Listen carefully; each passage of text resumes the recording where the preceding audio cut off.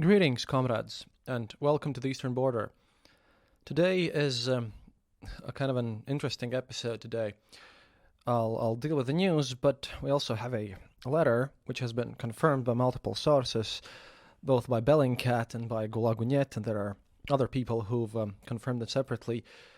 A letter from the special services of the Russian Federation, which was sent to multiple places. As far as I get it, the prime source is Gulagunet, which is a reliable, respectable source, but this letter has been now spread around and translated, but I found the official translation in English to be faulty. If I would read that, I would probably just double think myself, so I just opened the original Russian letter, which is pretty long, which is why I didn't share it fully on Twitter. I think it's better if I will read it here. But before I get to that, here's some news for you. Currently, the situation everywhere in the northern and eastern parts seems to have been calcified. A lot of bombings, a lot of terrible things happening, but no major advances by the Russian forces there. However, the current information is that on the southern flank, where there's desert and the land is drier without the Rasputitsa, the Russian forces are moving to make some inroads, and it seems that their plan is to basically cut off and make this kind of a fortress thing in east of Ukraine. They want to split up east and western Ukraine from each other, and that way kind of encircling Ukrainian forces. So right now it's the south of the country where Ukrainian army faces the most danger. And yeah, although Russian army has been facing logistical issues because of all this, reminder that they also have special trained troops and special pipeline troops. So if this goes, for long, then they could fix stuff up and get their supply in order. So it's a weird situation here. Again, I'm firmly on the Ukrainian side, but I just don't want to be overly optimistic about this whole situation because we have to keep it real. We have to figure out how to treat this.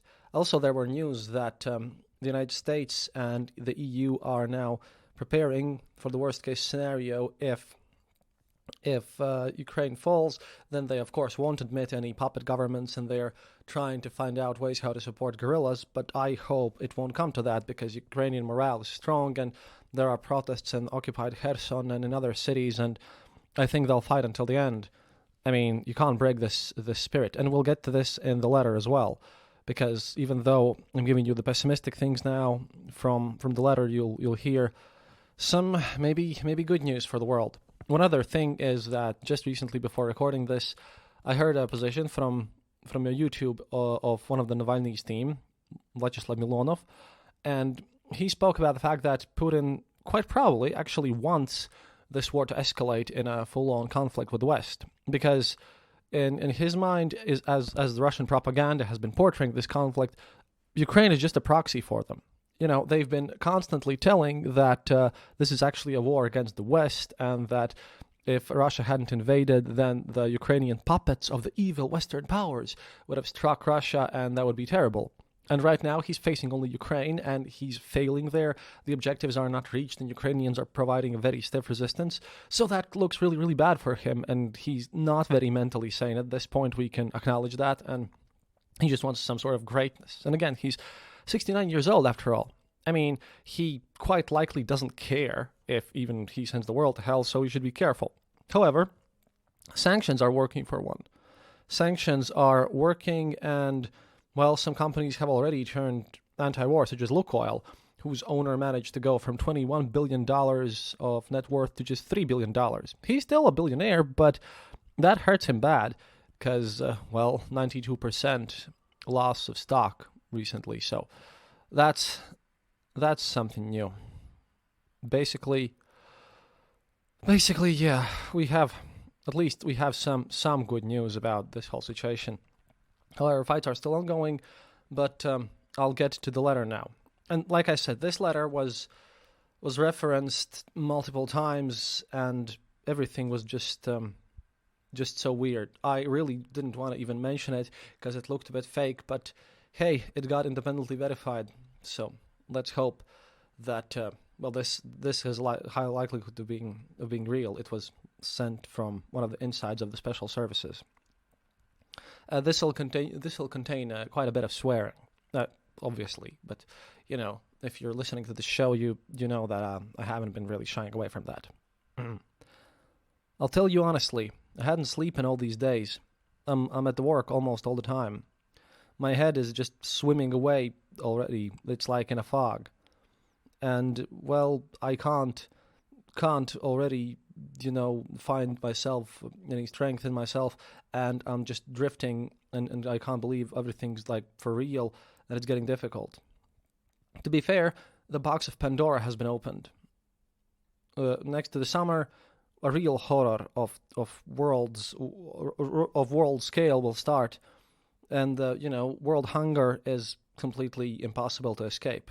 Russia and Ukraine were basically the base exporters of wheat in the world, and in this year the harvest will be much less, and logistical troubles will basically turn the catastrophe to some sort of a breaking point because of the Russian and this is a slight comment from me. I mentioned this yesterday. Yes, the issues with world hunger, they are coming, and we should be preparing for them. Continuing. I can't tell you what reasoning was there upstairs when they approved and planned this operation, but on us basically, on his service, they're methodically just dragging all the hounds at us. We are yelled at about analytics, and that's very according to my profile. So I'll explain what's wrong. In the latter times, we have been more and more been forced to give our reports under the needs of the operational higher ups. Basically, I was working on this subject, so we've been forced to write our reports in the way that the higher ups will just like them. All these political consultants, politicians, and their cohorts, all these teams of influence, all of this has created a chaos, and a terrible one. The most important issue was that no one really knew that there will be such a war. They hid it from everyone. And here's an example for you. Let's just presume, as an example, you are being tasked to prepare some sort of some possibility of defending human rights and human lives in various situations, including the fact that our prisons will be attacked by meteorites. And you ask about the meteorites. You want to find out this, and you're being told, it's just for the accounting, just for the papers, nothing like that'll happen. And you understand that you're going to have to write this report only for the check mark, but you need to write this in a very victorious, glorious sense, so that they wouldn't ask you many questions like, "Hey, why do you have so many problems? Are you really working that terribly?" And well, in total, an account and a report is being written where it's said that if a meteorite falls, then we have everything to basically deal with the consequences. We are glorious, great workers, everything's fine. And after writing that stupid report, you concentrate on tasks which are real, because you don't have manpower or energy to deal with some sort of imaginary threats. And then it turns out that really meteorites are being thrown at your prisons, and then they await that everything that was written by your analytics, which you just wrote like total nonsense into, that it all will work. This is exactly what happened. This is why we have a totalny pizdziec, or, listen to my Russian math episode to understand that one. And and this guy says, I can't really even pick up another word to explain this. And there is literally no precautions and defense from the sanctions for the very same reason. Well, they probably will punish Nabiullina, the central bank leader of Russia, quite possibly about, being lazy, and quite probably, most likely, the marked tasked guilty guys from her team. But what are they guilty for? No one really knew that this war will happen, therefore no one prepared for such sanctions. This is the other side of being very secretive. Well, if you didn't tell anyone, so how can anyone count on the fact and realize and react to the thing that you didn't tell anyone about? And Kadyrov's gone crazy, and he's getting mad. It basically the conflict hadn't even started for real, and possibly even, sorry, and with us, basically his conflict had just started. He's yelling at us. Maybe even the Ukrainians basically dropped disinformation that Russian secret services, basically gave Kadyrov's route and his special assignment routes and everything in the first days of the operation. The Kadyrovцы, well, they were basically splattered in the march with in the most horrific way. They didn't even start to fight, but they basically were blasted off in some places, completely blasted and destroyed. And then it started. Kadyrov just went nuts. He stated that, it is the FSB that gave Ukrainians some roads. I don't have this information, and I give that about 1 to 2% chance of it. You can't switch it off completely. Blitzkrieg has failed. We couldn't really do the task. It was just simply impossible. If we would have taken Zelensky in the first 1 to 3 days, and other members of the government, and if we would have captured all the key buildings in Kiev, if we would have given orders to basically read our order about surrender, then basically we could have made the resistance much easier theoretically. But what now? Even in this ideal option, there is still a big unsolvable problem. With whom could we even sign a paper about surrender? If we bring down Zelensky, okay, great, but with whom do we even sign this treaty? If we sign this deal with Zelensky, then after we take him off, those signed papers won't even mean anything. Our so-called military alliance also refused to even work with us. Medvedchuk, coward, ran away. There is the second leader, Boyko, but he also refuses to work with us. His own people won't even understand him. Wanted to return Tsareyev, but basically even our pro-Russian people hated him so much. Yanukovych to be returned, but how? If we're saying that we can't occupy the country, so any of our puppet government will be overturned in 10 minutes as soon as we leave. Occupy the country, but where will we take so many people? Military, police, army forces, counterintelligence, security, the people of administration, even basically with a minimal resistance to our forces, we would need about 500,000 and more people, not even counting the logistics systems.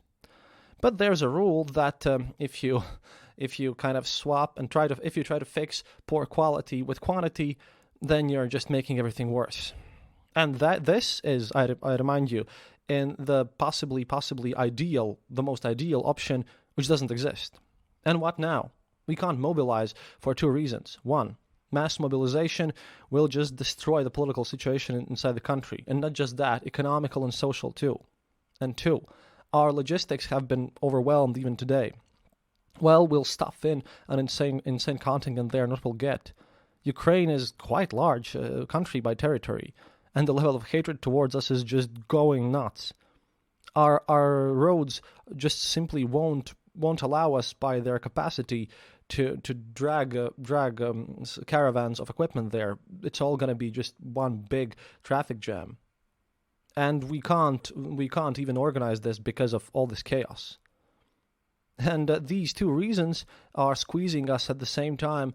Although even one will be enough to basically ruin our invasion there. About the casualties, I don't know how many are there. No one knows. There was some control in the first 2 days. Right now, nobody knows what's going on there. We've lost basically some large. We've lost contact with some large groups. Maybe we'll find them. Maybe they'll just dissipate if they're being attacked. And then even the commanders there, they don't know what's happening next to them and how many people are going around them and how many have died and how many is a POW. The dead are definitely in thousands, maybe 10,000, maybe 5, maybe just 2. We don't know it in the HQ as well, but it's probably closer to 10. And we don't count the LDNR, the separatist corpuses here. They are on their own. And right now, even if we kill Zelensky and we take him prisoner, nothing will change. There's basically Chechnya about the level of hatred against this. And even the people who were loyal to us, even they are against this situation. Because up there we planned and we were told that this war won't be an option, even if only we won't get attacked. Because they explained to us that there's necessity to create a maximally kind of believable threat so that we could peacefully discuss this on our terms. Because we had created protests against Zelensky inside Ukraine without without taking into account our prime invasion. Further on, the losses of civilians will go in geometrical progression, and the resistance against us will just increase. It is impossible to enter the cities with infantry. We tried this already. Out of 20 kind of assault groups, only one had real success. Remember the assault on Mosul? Well, this as a rule, that was basically for every country, nothing new. Siege someone? Well, according to experience or in war conflicts in Europe in the last 10 years or so, and Serbia here is the biggest polygon of experience. People in cities in sieges these days can be there for years and even function quite well. Humanitarian convoys from Europe over there to our besieged cities is just a matter of time. We have a conditional deadline up until June. Conditional one because in June we won't have economy. Nothing will remain. Basically, kind of to estimate this, next week there will be a break in one of the sides, just because in this super stressed situation we can't predict anything else. There must be a break some point. There is no analytics. You can't calculate chaos. You can't say anything for sure. We have to work intuitively and besides on emotions. But this ain't poker for you.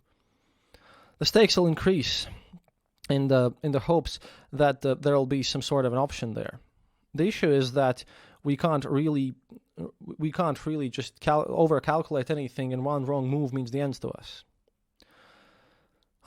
In larger lines, our country has no exit option. Well, basically, there are no options of potential victory. And if we lose, then that's it. We're done completely. We repeated the beginning of the previous century for 100% when we decided to kick the weak Japan and achieve a quick victory, and then it turned out that, well, army's in trouble. Then we started the war until the victorious end. But, then we started to capture Bolsheviks for re-educatement in the army. They were marginals. No one really cared about them in the masses. But then Bolsheviks about whom nobody cared, they started to bring out anti-war messaging, and then it all went downhill from there. Out of the pluses, we did everything so that there wouldn't be even a slightest hint of so-called penal legions on the front lines. There are none of them there. And if you send prisoners and people who are socially unreliable and political, so that they wouldn't break the country from inside, and the morale of the army will just go in the minuses instantly. But the enemy is motivated, hellishly motivated, knows how to fight, and there's a lot of commanders and COs there that have been properly trained. They have weapons. They have support. We're just gonna create a new precedent of civilian and human suffering on the planet, a new record, and that's it. What we are afraid of the most? Well, up there in the government, they work about by the old Soviet principle of covering the old problem with the new problem. In a lot of this, by these amounts, the Donbas in 2014 started, when we wanted to basically throw away the attention from the Russian Spring in Crimea or something, because the Donbas crisis was kind of supposed to basically turn all the attention to itself and become a kind of a subject of trade. But then massive problems started. Then we decided to basically squeeze Erdogan on 4 pipes of the southern stream, and then we went into Syria. And that was after Suleiman gave us basically false data to us to basically deal with his own tasks. In total, we couldn't close the question with Crimea, and there's also issues with Donbas. The southern stream squeezed down to 2 pipes, and Syria is completely another headache for us. If we'll go out from there, they'll drop Assad instantly, and that'll make us look like idiots. But sitting there is hard and pointless. I don't know who figured out this Ukrainian blitzkrieg. If we were given real data, we at least, as the minimum, would show that this beginning plan is very difficult to pull off, that you need to replan everything. A lot of things. And now we're sitting in shit right about somewhere next to our necks. And we don't understand what to do. Denazification and demilitarization, those are not analytical categories because they don't have any parameters according to which you can even evaluate the success there and how you can actually achieve those tasks. Now we have to wait for when some sort of yebanuti or fucked up in the head advisor will either convince the higher ups to start a conflict with Europe with demands to lower some sort of sanctions. Either they lower them or war. And what if they refuse? Right now, I don't fully right now I don't fully turn off the fact that then we're going to go into a full international conflict like Hitler in 1939. And then our Z's are going to be basically the same as swastikas. Is there a possibility of a local nuclear strike? Yes, not in warfare plans, not in military plans. That won't do anything. That's a weapon of breaking a defense. But with a target to cause fear into the remaining people. And obviously we are preparing to basically pull this off and drop all the responsibility for this to Ukraine. Narishkin, together with all the other propagandists, are now digging through earth to prove that they still had hidden some nuclear weapons over there. Блядь. Yeah, again, Russian mod. They are basically blasting through all the papers that we have already long studied and picked bone from bone. You can't basically draw up some evidence on your knee, and the fact that there is specialists in uranium, and Ukraine has a lot of uranium-238. It's about nothing. The creation of nuclear weapons, the fabrication cycle is such that you can't do it without anyone noticing.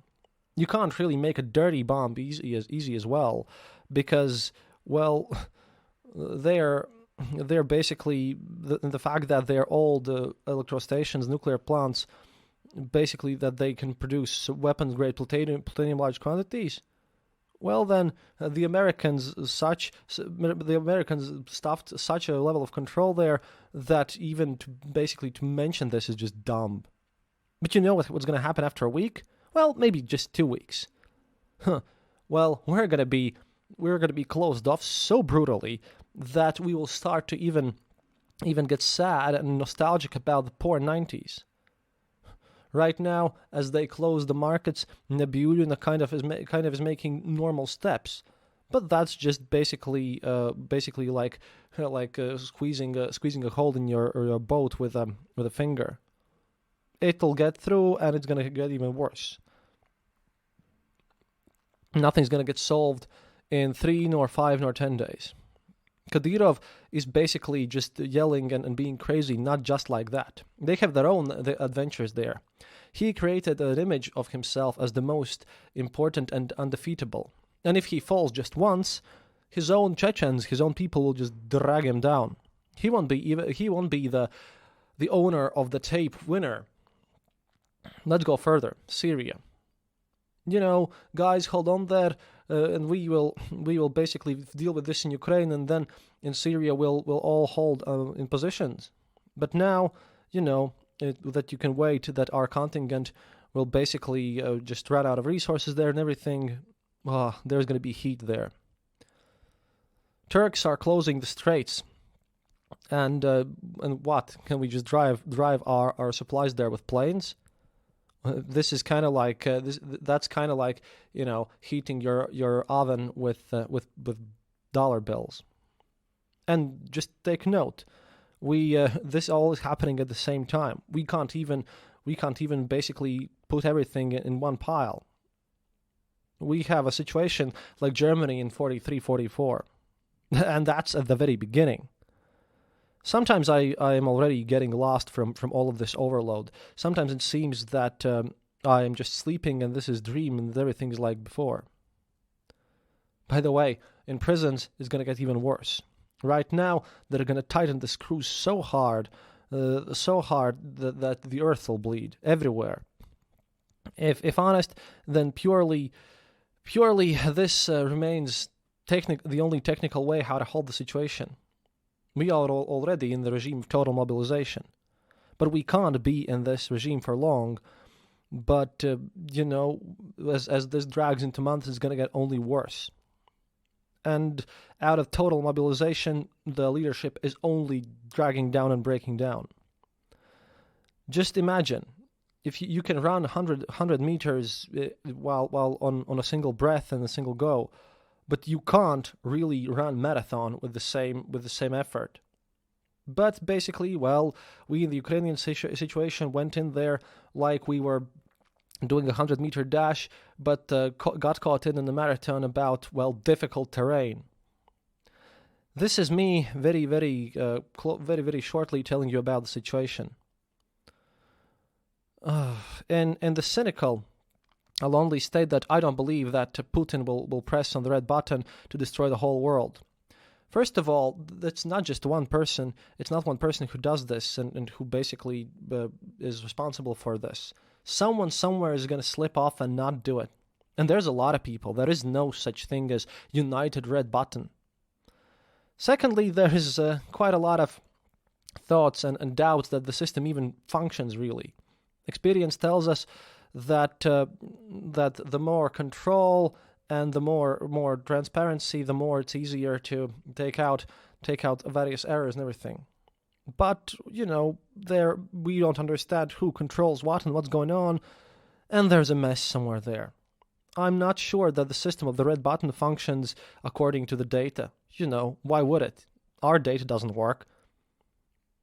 And by the way, you have to change the plutonium charges every 10 years. And have we done that? No idea. And the third one, and that's the most disgusting and dirty thing. Personally, I don't believe in the readiness to sacrifice himself from a person who basically doesn't allow not even the members of the Federation, nor Gosduma, not even the closest ministers next to him. He is afraid of coronavirus. Or maybe he's afraid of the attack. It doesn't matter. If you're so afraid to even allow about your own life, to even allow the closest people, the nearest ones to you, to get close to you, then how can you even make a decision to destroy yourself and your loved ones at the same time? In case of whatever, ask, but I won't be able to answer for a few days. We are in a total overload regime, and we have more and more talks going on. In total, our reports back to the government are brave, but everything's going в пизду. Everything's going to hell. And that's the end of it. Pretty long one this time. But, what can I do? Oh boy, I needed to get this out today because this is important and this describes the whole situation. And as far as we know, this is quite likely a legit source because, again, this was double-checked and triple-checked and yeah. Hey, some of the things have been proven true in this message because this message was there a couple of days ago. Putin is really threatening about the sanctions. He's speaking about them as it was a declaration of war. A lot of things that you heard in this letter probably have played out as true in the news. Well, nobody knows what's going to happen. But just a reminder of all this situation. Russian collapse is a legit possibility because Russia isn't a monolith state like the United States or China. Russia is a colonial empire. Think the British Empire in its highest extent, except, take all the territories and just attach them physically to the UK. Russia's a metropolis. It runs on Petersburg and Moscow, and everywhere else is considered and treated as if it was a colonial territory, basically. All the businesses are registered in either Moscow or St. Petersburg. In total, like 95% of all Russian businesses are there, the big ones. So we'll have to see and find out, and it's pretty bad.